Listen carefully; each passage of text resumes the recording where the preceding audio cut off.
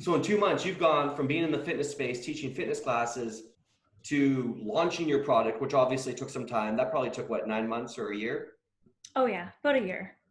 And you had no background in this industry whatsoever. No, not at all. I didn't Probably even know did. what a VSL was. Yeah. And so you basically went from complete noob, no idea even about this space, to generating over $1 million in your last 2 months. That's right. Yeah. It's fucking remarkable. I love it.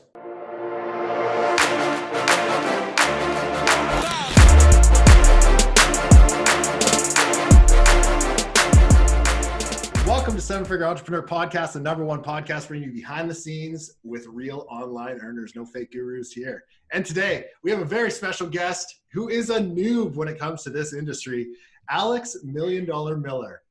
Happy to have you. Happy to have you. And we can call her that because she just crossed the $1 million mark. I did. I can't believe it. Yeah. Pretty crazy. You know what? Like, I feel like there's a lot of stuff I want to talk to you about your offer and everything like that. But I feel like we should really go back because it's been a roller coaster. Definitely. Tyler and I have been there since almost the beginning with that. We've had to talk you out of it. I've had some fights with my wife about telling you what to do. Like, shit's got crazy. Did you almost get a divorce? Twice because of Alex. Twice. And not for what you think, just for getting in her business. Thank you. Yeah. And that's a joke, but it's also not a joke. But it is a joke. I can't wait to read hears this whole thing later. It's going to be great. Yeah, she edits this, so she'll definitely be like, "That's not true," and I'll be like, "It was fucking true." Yeah, absolutely. You know what's cool about this is I feel like this is one of our best seven-figure entrepreneur podcast success stories, and not so much that we helped you all that much, but more or less we got introduced to Emily Lark. How did we meet Emily again? She got passed on by someone, maybe Todd. Todd knows everybody. Let's assume Todd. Let's assume Todd. Yeah, so we had Emily on the podcast. She did her thing. She does great. She has an offer in the fitness space. And then later on, Emily did Emily come to Rebecca, or how did the whole thing go down? Because essentially what happened was Emily basically took on 3 people to teach how to do online marketing. I think she came to me first, and then I sort of started reaching out. I don't know how Alex got in the mix. Did I ask you directly, Alex, or did Rebecca? So I'm not sure exactly. Yeah. So with me, you and Rebecca took me for a coffee because I had been teaching fitness classes and I just knew I needed to take the next step, whether it was to open a studio. And you're like, you'd be crazy to open a studio. You should get into the online world. Gotcha. And between you and Rebecca, you're like, you need to meet Emily Lark. Crazy. Gotcha. Yeah. So, sorry, Tyler, continue on with your path there because you were going down a rabbit hole. Yeah. So basically, Emily was on the pod. She does a VSL. She has a fitness offer. Somehow she reached out to Gabe. I'm not even totally sure. It sounds like we're not totally sure. And this must have been a year ago? Maybe a little bit longer. Over a year ago. Yeah. Over a year ago. Yeah. And Emily basically said, I want to take 3 people on. I want to teach them one-on-one how to build an offer. And so it was Rebecca. There was a bunch. There's way more. Oh, yeah. Yeah, there's 10, I think. Wasn't there? Was there 10? I think more than that. There was. Oh, really? 12, 13, yeah. And they all fell off till the end, right? In the end, there was only 4. Yeah. Crazy. So basically, Emily's had huge days. She's done millions in this industry. So she was basically offering to mentor some people one-on-one. I guess there was a dozen. Now there's 3 or 4. And Alex, you were the first one to actually put your offer live, right? That's right. Yeah. So when did your offer officially go live? May 9th this year, 2020. Shit. And it's currently July 14th. So it's been literally 2 months. Yeah. So in 2 months, you've gone from being in the fitness space, teaching fitness classes, to launching your product, which obviously took some time. That probably took 9 months or a year? Oh yeah, about a year. And you had no background in this industry whatsoever? No, not at all. I didn't even know what a VSL was. Yeah. And so you basically went from complete noob, no idea even about this space, to generating over $1 million in your last 2 months. That's right. Yeah. It's fucking remarkable. I love it. Which is absolutely insane. If you think about it. And it's totally. It's not a common thing, but dude, you crushed it. That's amazing. Like, that's absolutely amazing. Thank you. Yeah, interesting. So I think we should go back a little bit, because let's talk about how you really wanted to what you did in the fitness industry, how you wanted to transition out, what your options were, and then we kind of talked about how you ended up here. But before that, what was your thought process with everything? So basically go back to like, what was I doing before? Yeah.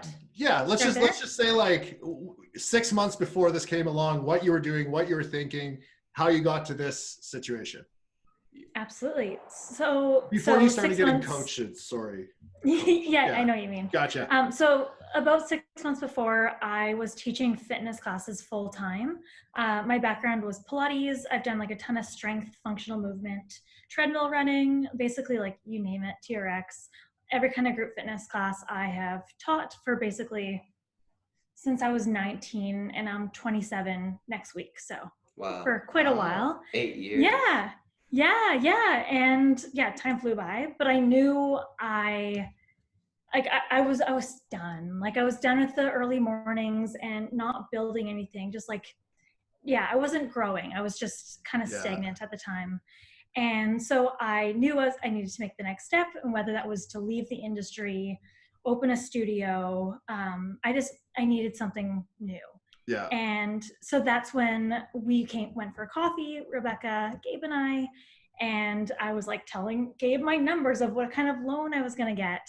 And he's like, "You're crazy. Why would you do that? You have a really similar background to this woman named Emily Lark, who was just on our podcast. You should meet her." So that kind of shifted my gears and got me thinking about the online space. However, at the time it was so like foreign to me. It just didn't seem possible. Wasn't there a time, and like, I think, and I hope you don't mind me for saying this, but I swear you told me once that you were like sitting on the steps, like crying because you just hated your job so much, like after work or something. Yeah. Oh, it would have been around that time. I literally was sitting in Kitsilano, which is a neighborhood in Vancouver, on the corner, on the sidewalk, crying. Like I was just so done. I was having like a mental breakdown. Yeah, it was clear signs I needed to change. So I feel like when that happens, that's definitely it. And you know what? Like great things come from rock bottom. Like I'm just gonna Okay, so after that, like you started moseying on and doing these calls with Emily and kind of going from there. So what was going on in your head when this was all coming to you? Because I feel like I had to drill it, and I'm sure Tyler did too, into your head that this was like a real business. But you guys never thought it was a real business forever. When I say you guys, I mean you and your boyfriend. Because there's a lot of times where we had this conversation. I'm like, yes. I've been waiting for this part of the call the whole time. Dude. Next is the realtor thing. We're coming up on that. Do you want me to share? Yeah. This is all about you. You take this one. He says it's about you, but really it's about him. But it's about you. But it's about us. Yeah, he loves this one. It's about us.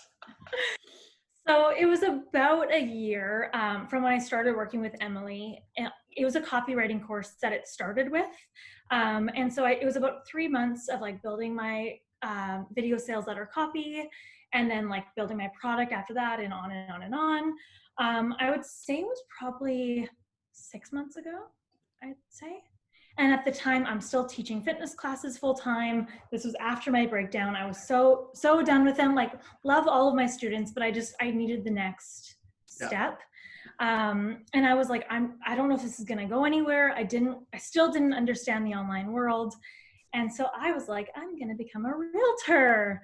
And so I called one of my like good girlfriends who's a really successful realtor. And I was like, will you help me? Like, what do I do? And so in a matter of like 2 days, I signed up to get my real estate license. Within the same week of signing up, I had coffee with Rebecca, Gabe's wife. That's new. And I was like telling her that I was going to get my real estate license, and I still wanted to do like my online business on the side. But I was going to take a different path. A few hours later, I get a text message from Gabe. And it's Gabe and Tyler, and they're like, hey, do you have time for a call? So these two get on a call with me. And what did you say? I have no idea. Probably something that was aggressive. You know what I to the point. remember? Yeah. I remember I was in Costa Rica looking out over the city. Gabe, I think you were at home. I'm not sure where you were, Alex. And like the whole thing, I remember Gabe texted me something along the lines of, hey, like she's thinking about doing this realtor thing. Do you think we should talk to her? And I'm like, absolutely, we should fucking talk to her. Because I think the hardest thing for people to grasp is the fact that you can actually do this full time. This is not just like something that you do once. And there's a lot of people that have one hit and then they don't like repeat it, but you can actually build a business out of this. Like I've been doing this, I think like 12 years now. Gabe's probably similar. Like this is the only thing we kind of know at this point. Yeah. But to other people, like it's just so foreign, like the fact that you can do this. And so our whole goal was just to inspire you to be like, yo, you can actually do this. Like this is probably going to be a better situation than being a realtor. Because I think in BC, there's probably like 8,000 or 9,000 realtors where this, like you can be the only one, like for what you're selling. And we won't go into your product, but basically you built a product based on your experience in the fitness industry. And there's maybe one other person kind of selling it, right? Sorry, say that last part again. Oh, the product you built? Basically, you know, you were going to think about becoming a realtor where there's another 8,000 or whatever. Oh, sorry. BC. Yes. Yeah. Now you're in a space where there's like very few of you. Yeah. Yeah. Exactly. Maybe it even just like what so position do you want to far-fetched. be in? Exactly. Yeah. So I remember. do you just think it was like complete bullshit the majority of the time? Well, on paper, like it sounds awesome. Everything like, oh, you can make like these numbers and you can work from home and be your own boss. Like it sounds amazing, but it sounds too good to be true. Yeah. So yeah, I just like had a hard time, even though I was like on the path and like building the online business still, it just never felt like it would become reality. So I thought I had to like take a different path and maybe keep the online business on the side, but not put all my eggs in one basket. Yeah. Which is smart, I feel, on some level. But I feel like with this stuff, there's so much work involved that you have to go all in on it. It's never ending. Yeah. Especially when you're new. Yeah. So I'm sure, Alex, you can relate. Like everything just takes way longer than you thought it would. Absolutely. Yeah. Oh my goodness. I like looking back, I could never have done both. Like it would have been impossible. Yeah. Yeah. But just to add to like the end of that little story, after that call with Gabe and Tyler, with the two of you, I like wrote to like UBC, to the university to be like, is there any chance I could get a refund? And I was like, it was the weekend and I was like, I'll leave it into the university's hands. If I can get a refund, I'll cancel. And of course on Monday I got a refund. So I went back full in on this online business. Nice. Writing's on the wall.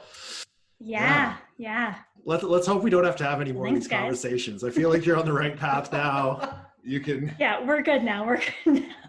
So, we're in the clear. Let's talk about the product and putting that together, because I think a lot of people have this belief that like, I don't know what I want to sell online. Everything good's already been taken. Could you talk about the process that you use to kind of come up with something unique? And you don't have to talk about what your product is, but the process where you kind of came up and kind of where you pulled the information, like how are you able to actually put a product together? So right around the time when I was starting with Emily, or just before, I had all these ideas and I had like the name of my business and I had my branding that I wanted to have. And then when I started with Emily, it was basically like throw that all away and start fresh. So we started with a survey. So I took, because it's a health offer or a health and fitness offer. I wrote a survey on like, I don't know, whatever survey. Survey Monkey, something like that. Yeah. And like, what ailments are you suffering from right now? And so it was like, you name it, like, I can't even think of things right now. Headaches, sleeplessness, like all these different ailments. And I sent it out to as many people as possible. So I had actually like my boyfriend's mom. Students or? No, so it's all women 40 plus. So I had my boyfriend's mom in Denmark send it out to like her whole community. I had like my mom's friends fill it out, as much data as I could possibly collect. Yeah. And then at the end of the survey, there was like clear numbers of which ones were going to be the winner. Oh, And interesting. it just so happened, yes. So it's in postnatal. So it just so happened that like the ailments that were like clear winners were also like in line with my passion, pre and postnatal. That's interesting. crazy. Yeah. Smart. I think that very smart. The big thing to pull out of there, I think, for people listening to this is like just the preconceived notions. Like when you go to sell something online, I think the first step you took is brilliant. Like ask people what they actually want to buy, what they want to learn about, and start from there. Because what you initially had planned might not have worked. And like the thing that, which I think you'll probably kind of move on to next, is just like digging into how to position that product. Because Emily, I think, does an amazing job when it comes to that, when it comes to the actual copy. Like the initial copy you wrote and the copy you're using now are probably night and day different. Oh yeah. Oh yeah. Like looking back. Yeah. Yeah. And like I imagine like a lot of that is kind of what's led the offer to the success that it's had in like such a short time frame. Absolutely. Yeah. Honestly, without like Emily's guidance and just the way she thinks of things and the way she frames them, it's it's really could you talk about that? Because I think there's a lot to learn there, because I think a lot of people think they can put up just something basic, but when it comes especially to the VSL world, if you want something to really take off, you really got to understand the pain points of your customer. Yeah. Absolutely. Yeah. It's all about like painting a picture and like letting them see the possibility of how this product could like help them, but also like what could happen if they're not using this product. So it's it's almost like an emotional roller coaster of like playing with like their like the hope and then the fear and push and pull between that. Yeah. Yeah. That's super cool. That's that gift itself is just so valuable. I feel like anyone who's a good copywriter has that skill set, just they can turn anything successful. Because once you understand that, it's just a matter of taking like those two pieces of the puzzle or three pieces of the puzzle, and then just rewording them into a different product again and again and again. That's really interesting. So through this whole process, what do you think was the most like challenging thing for you for setting up this offer? For setting up the offer? Or even like writing it, anything. Like what was the part where you're like, oh yeah, I got this. And then you're like, holy fuck, this is like way harder than expected. Honestly, I don't know if this is the answer that like helps anyone, but the hardest part was the like emotional, like push and pull of like the like not knowing like what this world was. So yeah, the emotional side was the most challenging. Second to that would probably be building out the video sales letter. So it's the hour-long video at the beginning of my marketing, and like working back and forth with an editor. Building the VSL took way longer than I expected. Was it the recording that was pretty easy, or pretty hard, or was it the whole putting it together into the final product that was the challenge? Putting it together into the final product. Gotcha. Yeah. I imagine too, like I know a lot of people, they're always worried about having too long of a VSL. How much do you talk about the product? Like how long is that video sales letter that explains what the product is? I think mine's about 55 minutes. Wow. So people listen to a 55-minute video before they can buy your product. Yeah, so my buy button doesn't even pop for, I think it's 37 minutes it pops at. Wow. Yeah. I know so many people, they're like, oh, my video is 5 minutes, it's way too long, people won't listen to it. But like, if anything, some of the best copywriters I've ever learned from, they say it takes as long as it takes. Yeah. And if someone's going to stay on your video for 55 minutes, they're probably pretty fucking personally invested in this thing. Yeah, they're committed. Don't even waste their time. Yeah. Absolutely. Yeah. Yeah, it blows my mind that people watch these long videos, but they, for some reason, work. It's bizarre. Yeah, it is crazy, but they are super effective. I feel like you probably just hit a point in them where you just get sucked in and you're like committed. You're just like, okay, give me the answer. I need to know. Yeah. That's interesting. And then go for it. So you put together the video presentations, hour long. You put together a product based on your survey, teaching people the problem they want to fix. How did you go about actually promoting your product now? You have all the pieces together, but obviously you didn't have any experience in Facebook or Google Ads or anything like that before. Mm-hmm. So do you want to talk about how you actually launched the product? Absolutely. So I launched it on email, so email lists. I first did on May 9th when I first originally launched it. That was a test on Emily's list. Yeah. So we broke it into 30,000 people, which she has like way more emails than that, but we just did like a small segment. So if it didn't work, we could like tweak some things and then like send it out to another 30,000 and see if that sticks. Mm-hmm. So we sent it out to the first 30,000 immediately. We had a 7% conversion rate with a $2.75 EPC, which was really exciting. What was she expecting again? Because I thought you said Emily introduced me to a bunch of other offer owners and people with email lists, and the tests started coming in, people sending my offer to their lists. And it basically took off like immediately with email. However, it was really interesting. What happened was May, when I launched it, it was high, and then everyone had sent the email, and then no one was sending. So then traffic went way down. So now I'm starting to get into native and Facebook is like, with cold traffic are now the sources that I'm kind of focusing on. So, and I remember too, like we kind of spoke that day. We were just saying like, because didn't Emily say if you had like 3 sales, she was going to? I thought it was like 7 or something. It was, I think it was 3 to 5 was good. 7 was great. And I think we had 137 sales on the first day. Wow. That's unreal. What were your emotions doing that day? I think I was mainly just in shock. Yeah. I mean, I had talked to both of you that day. I don't know if you could tell, but I was just, it didn't feel real. Yeah. And I think even today, like it's hit me that like, this is now my business, but it still doesn't feel real. Like I still live in the same apartment. I still have the same partner. Like nothing's different. Yeah. But yeah, just these crazy numbers that I still can't even wrap my head around.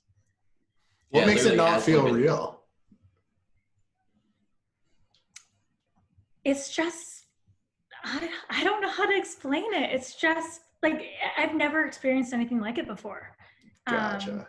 Yeah, it's just bizarre. And all it is numbers. Like it's nothing like everything else. Like I sleep in the same bed, I eat the same meals, like nothing's different.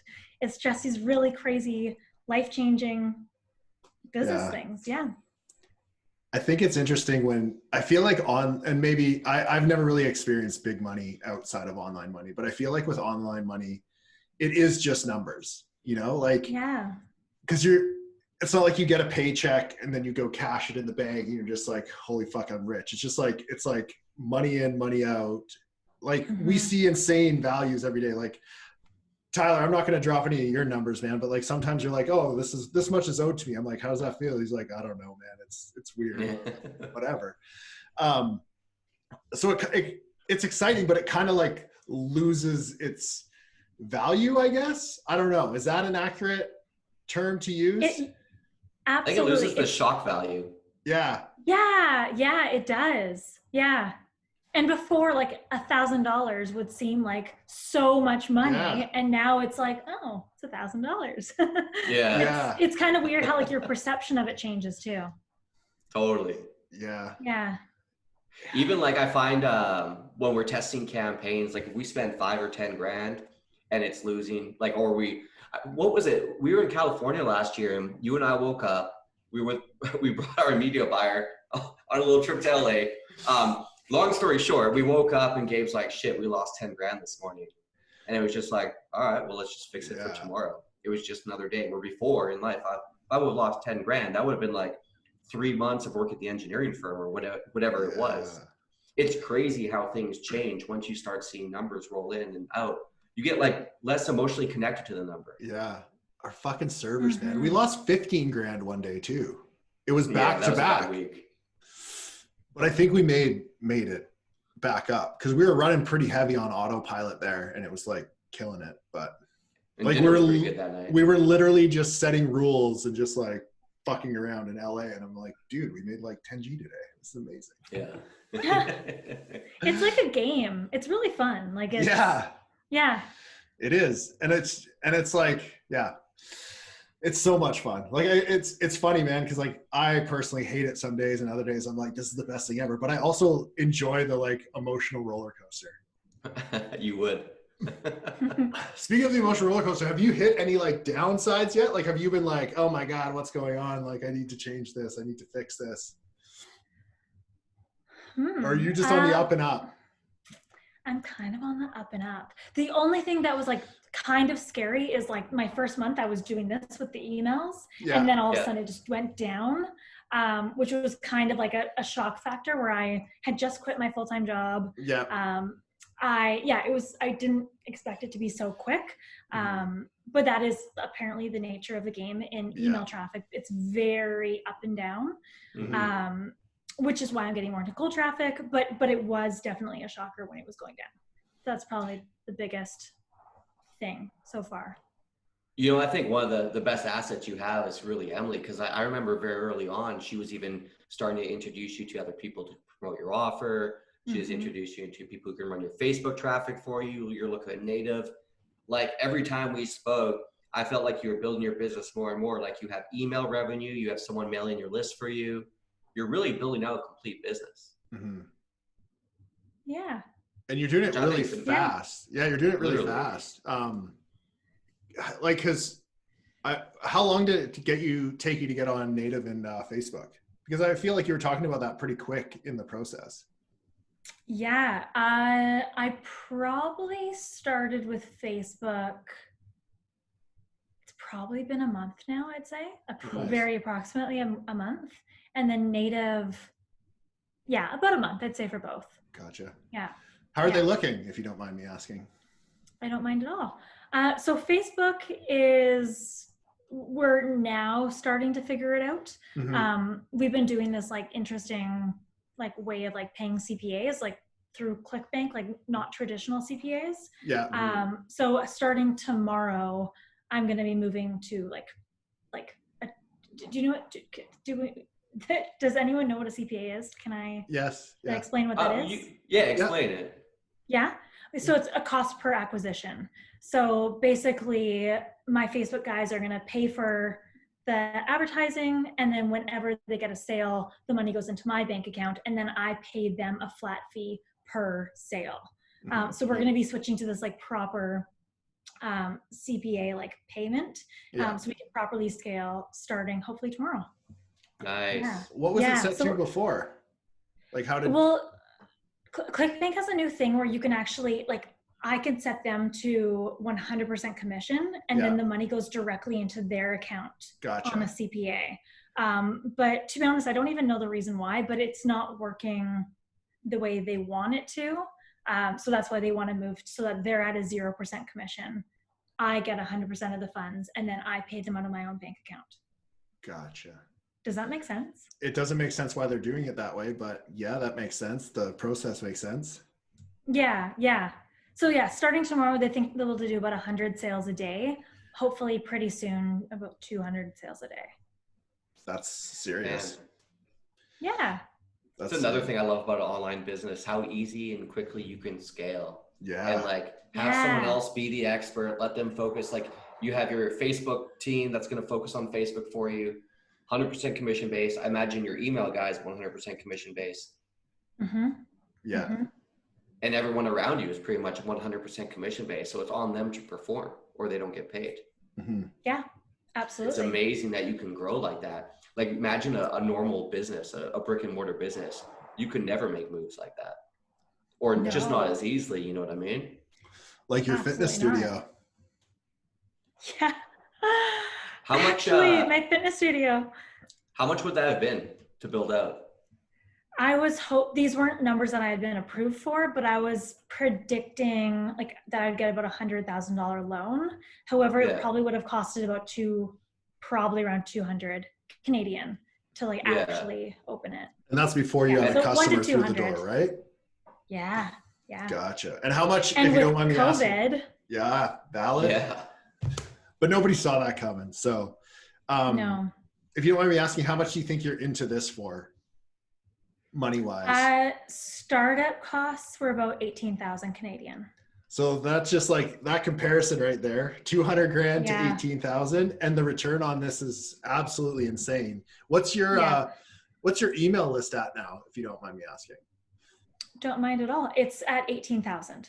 Nice. So you have 18,000 people that you can remarket anything to, which is fantastic. And I'm assuming that's going to keep growing quite a bit here over the next few days. Let's hope so. Yeah. Months. When so the 18,000 you invested up front, I know we were talking, a lot of that was in like a video editor or something too, right?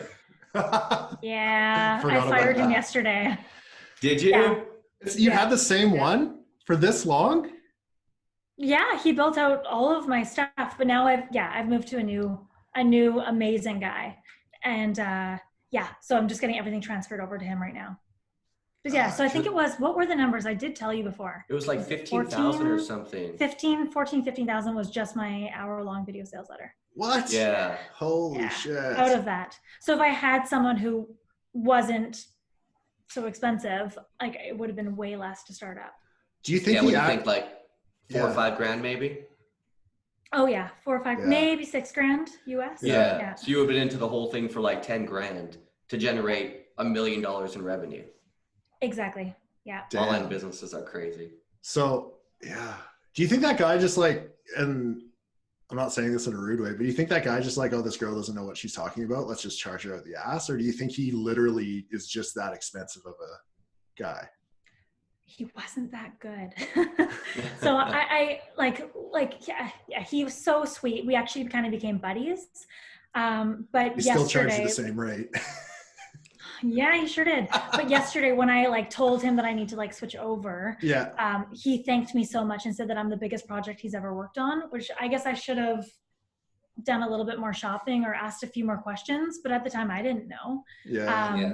And so, I think he told me it was going to be like around 2,000 and then things just kept piling up.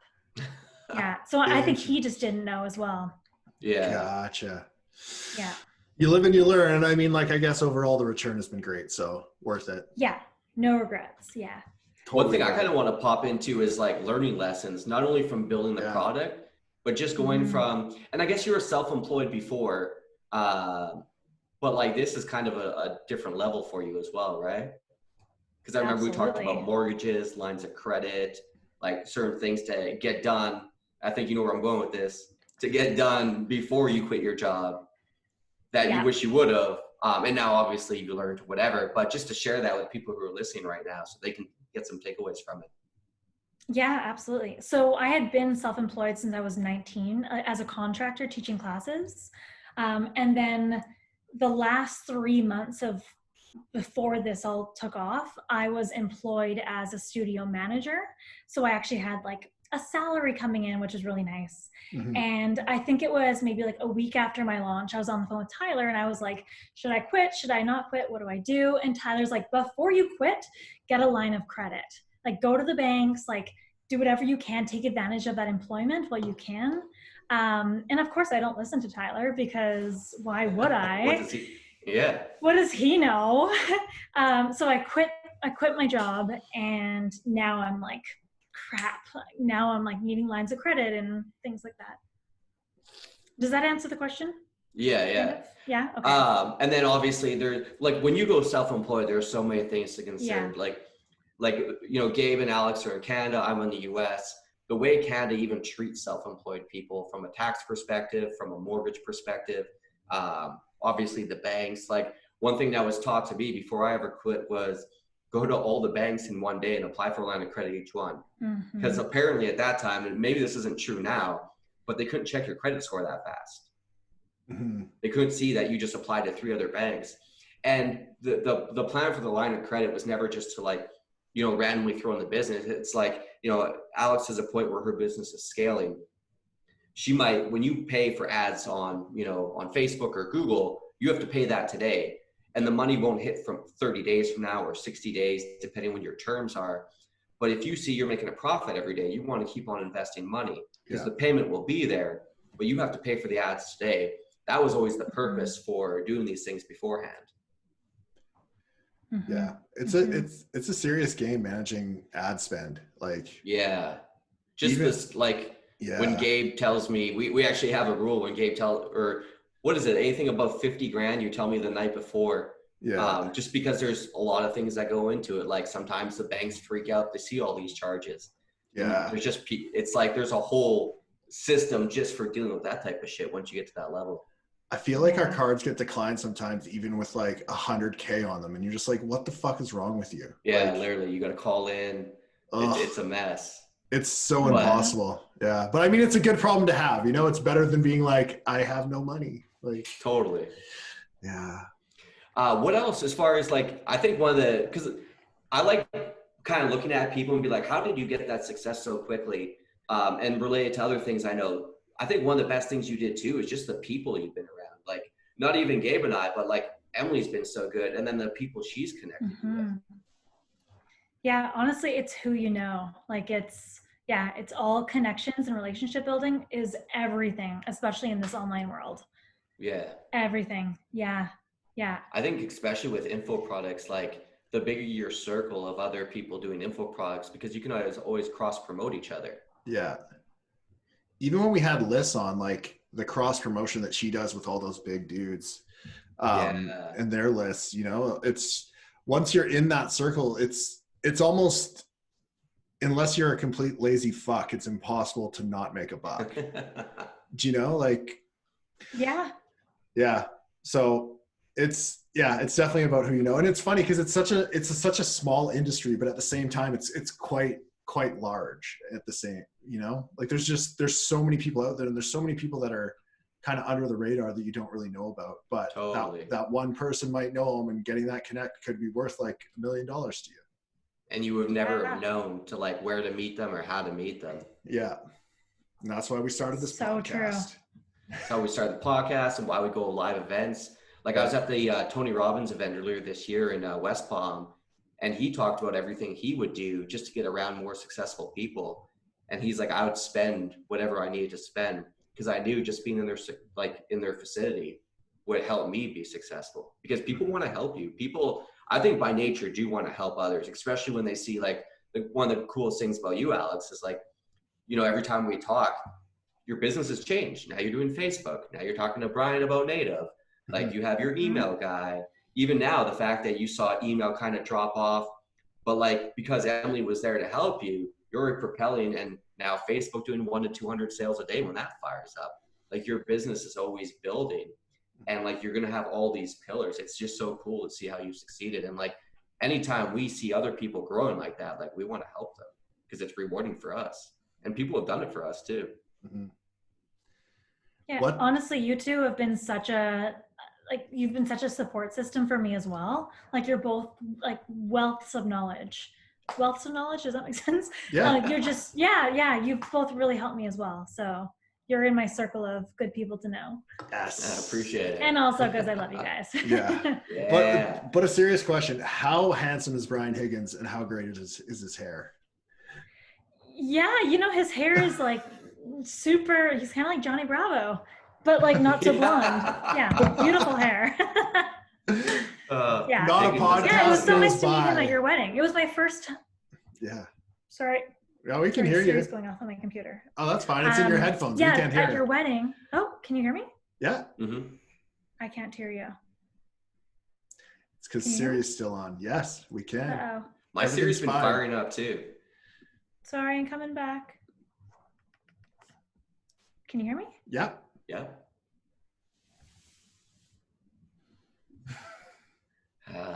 Honestly, I'm taking satisfaction right now. I'm not the only one with tech challenges. Yeah. We actually can't hear you now because your mic is changed. We could hear you before. There you are. Is that better? Yeah. Mm-hmm. Oh, weird. Sorry, I don't know what happened there. We could hear the entire time. Well, I couldn't hear you, so. Don't worry, we don't edit anything. You didn't miss much. What were you saying about Brian Higgins? Oh, yeah. At your wedding, it was so nice to meet him. He's the first person that I've met in this online world because of COVID. All the events are canceled. Yeah. So it was so good to have face-to-face with someone, because everyone I've met, including Emily, has only been over the computer. Oh, interesting. That's right. Yeah, you I did. forgot about that. We were supposed to have like a TNC party date, but that never happened. Yeah, San Diego. We were supposed Yeah. to all canceled. Man, Yeah, that's that's so right. crazy. That's so wild that someone's helped you build that business and you never met them in person before. We talk almost every day and we've never met in person. Yeah. That's so crazy. The best kind of long distance relationship. It really is. But at the same time, she's never met you, Tyler. Oh yeah, that's true. And Tyler, we both grew up in Surrey, so it is what it is. yeah, Tyler and I lived in the same neighborhood growing up, but we've never met. Gotcha. Alex is moving back, so that's okay. Are you going to move back, Tyler? Oh, now this is terrible. Siri's angry at everybody today. But nobody's saying Siri. Well, I guess we are now. Weird. Can you guys hear me? Yeah, can for sure. It's blocking you out, man. It's blocking you How out. about now? I don't know. Oh. So funny. So freaking funny. Crazy. So let's get back to it here a little bit. What would you say for anybody who wants to get into the online industry? Kind of like go through some of the thoughts that you went through when you were getting into it and what advice you would give today. I would say, maybe this is cheesy, but like being really like aware of your thoughts, like almost going back to like mindfulness principles. Sorry, don't make fun of that. No. But like, this is what fear feels like. And this is what, like anger, really like recognizing your emotions and basically like, you're my friend, not that you want to counter, but like, I'm not those emotions. Like, cause that's what I struggled with the most was like the fear and like the emotional roller coaster. So just like recognizing that and then like, it's okay, I can feel these feelings, but just like put them to the side. Yeah, would be definitely my biggest token of advice. Yeah. And then second, just like what is there to lose? Like what's the worst thing that's gonna happen to you? Like again, like playing into the fear thing. Like why not try? Like you're only gonna learn. Totally. Can you guys hear me now, by the way? Yeah, I can. Ah, perfect. You know what's so funny? I think the mental part of business alone is like one of the biggest keys. Yeah. Like you have a very unique product, but like your business model isn't unique at all. Like, you know, hundreds of people have done it, but just having the mental like wherewithal to go through it, build your product, see it through, get it launched, like know that you have to fix things as you go. I feel like that's the real challenging part. I would agree with you on that. Thank you. Yeah. Yeah. And it's normal to hit like roadblocks, like, and it's just, that's a part of it. So just keep going. Don't stop. Don't sign up for real estate. I mean, unless you're passionate about it and that's like your end goal, you know, if you truly want to be a realtor, then hit it. But that's where you put your money after. Alex is reading Rich Dad, Poor Dad. Nice. Yes. The best book recommendation. Yeah. Very eye-opening, right? Yes. It just changes the way you think about like finances and investing and everything. Was this before or after you were trying to buy a new Tesla? It was during, and I canceled the Tesla. You know what? You cancel a lot of shit post talking to us. I know, and I wish you guys weren't so smart. You know, if you just talk to us like before all this, like then I would. No, you're fine. Keep doing what you're doing. Yeah. What does Henrik think about it? Because I feel like you're like doing stuff with him, and then you like talk to us, and we're like, no, do it this way. You know, he still doesn't understand the online world. Yeah. And all of these things that like come with the online world, like fancy cars and blah blah blah. He doesn't get any of it. Yeah. So he just trusts me and says like, whatever, like go for it. Like if I want to buy a car, he lets me. If I say I'm not buying a new car because I talked to Tyler and Gabe, like he's fine with it. That's like, so funny. He's just, he's pretty chill. So thank goodness, because I couldn't have a partner who's not. Yeah. Does your mom understand what you do? That's a good question. She's the main character in my story for my program, my marketing. Yeah. And I've tried to explain it to her, but it's it's a lot to explain to anyone who's, yeah. If you're not used to it, it's hard to understand. Yeah. I think that's one of the biggest, like the most challenging parts of trying to build this whole online thing is like, even when it's explained to you, until you actually do it or have someone like do it with you, you just won't fucking get it. Like if you had to put together this course on your own with the autoresponders and with ClickBank and position the VSL the way you did and any other tech you had to put into this thing, like how would you have known to do it? I couldn't have done it. Yeah, it's crazy how much goes into it. It wouldn't have taken off so quickly. Yeah. Yeah. Or there would have been something missing just because there's no one who really teaches you how to put this stuff together. Like we try to do a decent job of it on the podcast, but there is really a lot that goes into the whole thing. Yeah, there's so many moving parts, and I'm sure there is, but I don't know of any courses that are out there on how to create like a ClickBank product with a VSL. And maybe I've just never looked for it, but I've never seen it. And that was like, to go back, that was the whole point of why Emily was bringing people on, because her goal was to create a course on how to teach people to do this. But then she just got so busy with everything else that she stopped. Yeah. She still might launch it in the future, but as of now, she's put it on hold. Gotcha. Yeah, I feel like there's always someone who I'm like, oh, you should do this. You should do what Alex did and what Rebecca's doing and stuff. But I can't really direct them anywhere to learn about it, which is frustrating, but it is what it is. No doubt. Keeps it small. It's small, but honestly, like once Emily does launch her program, like first off, I can't recommend it more, but also it's going to be so successful because there's so many people that, I think would be interested in taking it. Totally. It'd just be a matter of the people that finish it. It's crazy that of all the people that started initially, there's only a few of you left still working on it. Obviously the thing works. Who was it at the bitter end? Like who's left that's still working on it? Your wife. Or launched it. Yeah. It's just Rebecca and you? No. Krista Benson and Rima, I don't know how to pronounce her last name, Chowdhury? Sorry, Did she actually finish it? They're still working on it. Oh. Is she still working on it? Like you've talked to her recently? Yeah. Oh, gotcha. Nice. Yeah. Crazy. What's that? A little bit. I haven't talked to her, but just like via text. Okay. Yeah. So it sounds like some she's working on. She said she was editing videos or maybe doing her upsells or something like that. Okay. Yeah. So any other pieces of advice for people who are just starting out and they're not sure if this is for them or things you wish you would have known before you started?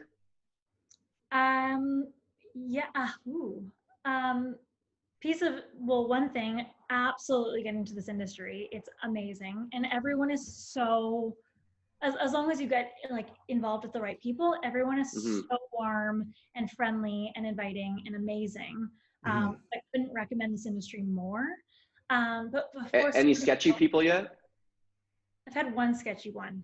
Yeah. Which I maybe won't name him, but I've had one. There's a few sharks for sure. Yeah. So there is definitely people that aren't as great, but for the most part, like people are incredible. And the one piece of advice would be really shop around for an video editor.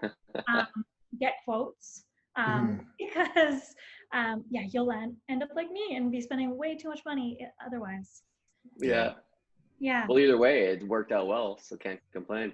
Yeah. Oh, also, even a graphic designer, I redid all of my products as well. So nice. Yeah. Oh, did you do the graphics initially? I hired someone off of Upwork. Gotcha. And like her portfolio was great, but the actual work was terrible. So I hired someone completely new to redo everything. Where did you find a good designer? Actually, just someone local, Sarah. Oh, nice. Nice. She's amazing. Highly recommend her. Yeah. That's awesome. Yeah. That's really cool. Well, I feel like this has been an interesting one. I think like this one's like close to our hearts because we like coached you through this along with Emily, you know? Yeah. We take anything, I'll give Emily the credit on that one. If anything, oh, for sure. Try to help you keep your head straight. Yeah. But yeah, honestly, if it wasn't for Seven Figure Podcast, like literally, like you wouldn't have met Emily. You wouldn't have introduced me to Emily. It's full circle.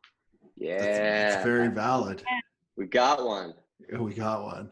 Do we get commission? Do we get commission on your offer? Didn't you get a fancy dinner? Yeah, we did actually. Yeah. Yeah, there you go. You got a dinner. Yeah. I owe you dinner, Tyler. Yeah. Alex balled out and took Rebecca and I for dinner one night. Thank you for that. It was delicious. I'm glad you liked it. Mm-hmm. Different style. Mm-hmm. Mm-hmm. Mm-hmm. Well, that's been fun. You got anything else to add, Tyler? You good? No, I'm good. Thanks for coming on. It's so cool to have like we've definitely helped a lot of people through the podcast because we met people before and people hit me up on Facebook, Skype, Instagram. But it's just so cool for me to see someone who had no background in the experience, not even in the like online world whatsoever. Like, it's not like you worked at a company and did digital marketing or marketing. You literally, you taught fitness, something completely unrelated, but you're able to take your expertise, package it, and learn how to sell it online. And I think that's amazing. So congrats on that. Yeah. Thank you so much. Thank you. Congrats on making the move. You're crushing it. I'm very proud of you. Thank you. Thank you to both of you. Yes. All right. Thank you everyone for listening today. For everyone watching, please do not forget to subscribe to our YouTube. And for everyone listening, please give us a 5-star review on iTunes, Spotify, or Stitcher. Thank you again. We will see you on the next one. It's been great. Can't wait to do it again. Woo! Peace.